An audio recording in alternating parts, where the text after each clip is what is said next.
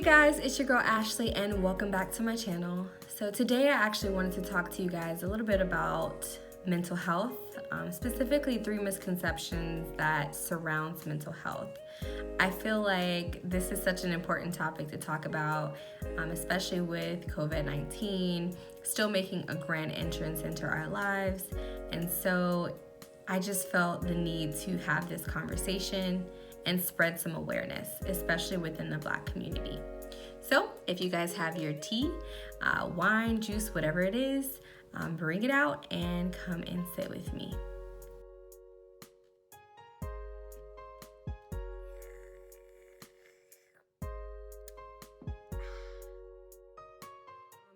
Mental health is it's almost like a taboo subject when it comes to talking about it, especially within the Black community.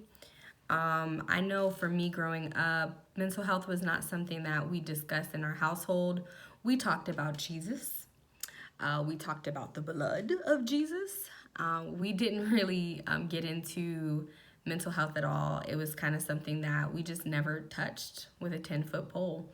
And it took a bit of a toll on all of our lives. My mom, my dad, and my siblings. We all had things that we were dealing with, but we just didn't know how to communicate them to each other. So I wanted to share with you guys 3 misconceptions that I feel plague the Black community in terms of getting the necessary help that we need. So the first misconception that I want to touch on is that if you have some type of mental illness, that deems you as being crazy. This one is one of those stereotypes that has gotten, I guess, just classified on people that have mental illnesses. I remember growing up watching movies where people were like fighting to get out of straitjackets and all kinds of just, things that were happening, especially within like a psych ward. That's only a small drop in the bucket of what mental health and what mental illnesses really are. And I feel like having such a narrow view of what a mental illness is really, impacts people getting help. So I wanted to tell you guys what mental illness actually is. Mental illness is when you are experiencing these kind of different symptoms. Maybe it might be, wanting to isolate yourself, feeling lonely, maybe being worried about things and being anxious. Those types of things happen to anyone and everyone. But what makes it an illness is that it's ongoing. So maybe it happens more frequently than you like, and you're not really sure how to get rid of that feeling, that bad feeling or that sad feeling that you feel. So that's what really makes it an illness. So when I think about mental illness, I think about it in the terms of a physical illness, right? So say for instance, I get a cold. I'm not afraid to go to the doctor because I don't feel well. I mean, maybe now due to COVID-19, but just in terms of like if you got sick or something like that, you would do what you can to get better. And the same thing goes for mental illness. When you're not feeling well mentally, it definitely begins to take a toll on your entire body. And so you want to work to get better. And what way, one of the ways to get better is by, speaking with a counselor, speaking with a professional that can help you through that process. The second misconception around mental health is this idea that mental health isn't real or mental illnesses aren't real. I'm just going to speak for specifically within the Black community. I don't know if you guys are familiar with like Mayo Clinic, but they have a statistic that there were 6.8 million Black Americans that had a diagnosable mental illness.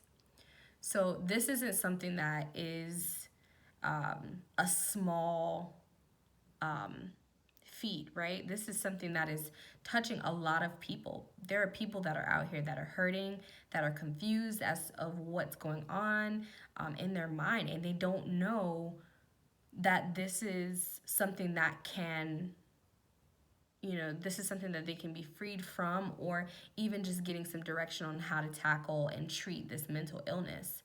So I think that just crushes that misconception completely, that there are so many people that are suffering with mental illnesses. It's not something that's made up in their heads. It's not this figment of their imagination. These people are really suffering with things, and we need to be just more cognizant of how people are feeling and what they're going through.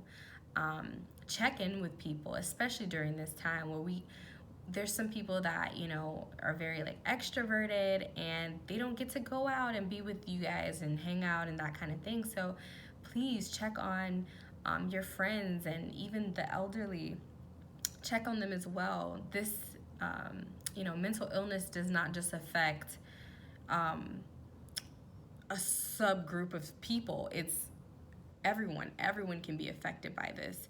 If you're white, black, blue, gray, orange, it will affect whomever. It's no respecter of person. So yeah, that's definitely a reality that we all are beginning to face and come to terms with during this time. Third misconception that I wanted to talk about is that if you seek help in any way, especially I know like within the Black community, if you seek help from anyone or anything, that is a sign of weakness. I really struggle personally with this misconception because I want to be seen as strong all the time.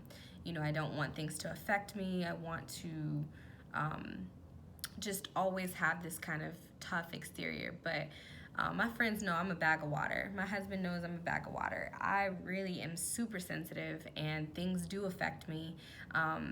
And I don't like to ask for help. It's one thing to have people in your corner that are always checking in and looking out and making sure that you're taking care of yourself. It's another thing to not have that support and don't know who and where to turn to. So in regards to this misconception, everyone needs help. I don't care who you are. Everyone in this world, on this planet, needs help in some way, shape, or form. And if you are struggling with a mental illness in some way, or not even sure if you're struggling with a mental illness, but you have questions about maybe the things that you're feeling, please go and ask for help. There are so many resources out here that people are not taking advantage of. And now that we're all cooped up in the house and our lives have slowed down, that busy schedule that used to keep you preoccupied and not worrying about the things that were plaguing your mind, you have to start facing now because you're at home. So while you're at home, you want to make sure that you are bettering yourself and helping yourself to the best ability that you can. So I'm actually going to put some resources in the description box below so that you guys know where you can get that helping hand from. So yeah, this is not going to be a long video at all. I just wanted to share with you guys and just spread some awareness to you guys about mental health and the importance of mental health because there's a lot of people that really are suffering and just think that they're by themselves. We have to stick together, and we have to just continue to be a light in this dark world. So like I said before, check in with your friends, check in with your family, just to make sure that everybody is being safe and that they're okay during this time. And I really do pray that you know, we will get through this, and that you guys will just come out better and stronger than you've ever been before. So I hope this was something that helped in some kind of way. Again, like I said, I'm leaving some resources below so that you guys know where to turn to if you're not sure. Thank you guys for watching. Thank you so much for your support. I love you guys, and God bless. Bye.